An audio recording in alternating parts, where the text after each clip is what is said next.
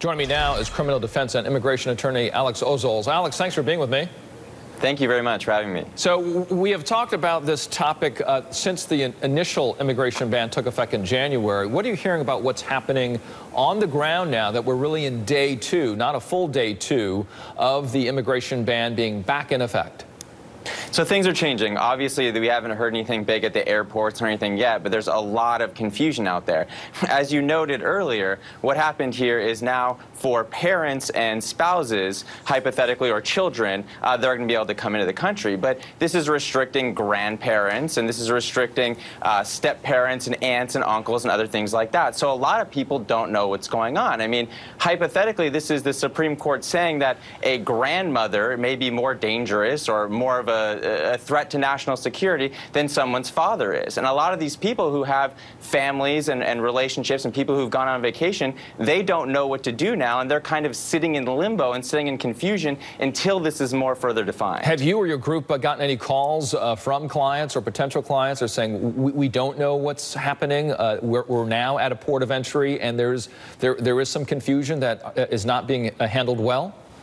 So we've gotten questions. We've gotten questions before people have left and questions from family members here on the ground. Right. And what we've told them is this: just because the law is one way, even if they can legally come in, even if they're a parent or a spouse or a fiance or anything like that, that doesn't necessarily mean it's going to be easy. Right. Now, what the law is doesn't always translate to what happens on the ground. Which we saw in January.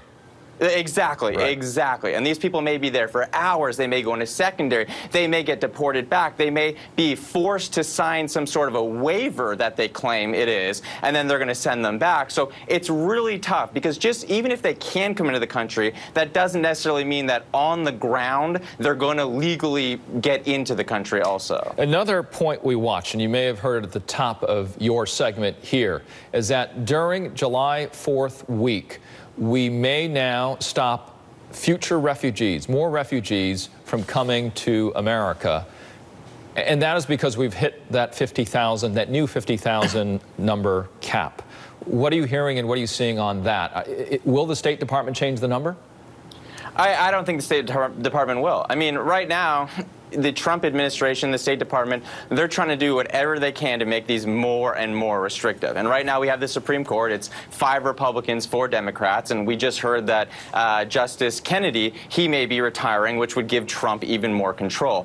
Every time that a law is now coming up, Trump knows that he has a good chance to restrict that law even more. Then if it goes up to the Supreme Court, they know they have a real fighting chance. So we don't think that number is going to get any higher. We think they're going to try and restrict it as best as they can. And quickly here, refugee clients, give me a sense of what you're hearing from them, because again, sometime this coming week, no more. They're scared. I mean, this is a country, the U.S., that should be and should be willing to take people who've been persecuted because of their beliefs or because of their religion somewhere else. I mean, we are a country that has said we are going to help them with this issue. And they're going to be here, and they're going to be free, and they're going to have everything. And these people are now scared because they're being persecuted in their own country because of something they believe in that may be right in the U.S., and now they're not going to be able to get safety in our country because of it. So it's a really tough time for them. They're really scared, and they don't know how to deal with this. Immigration attorney Alex Ozols there in San Diego, California. Thank you so much, sir. Appreciate it. Thanks so much. Have a good one. All right, you too.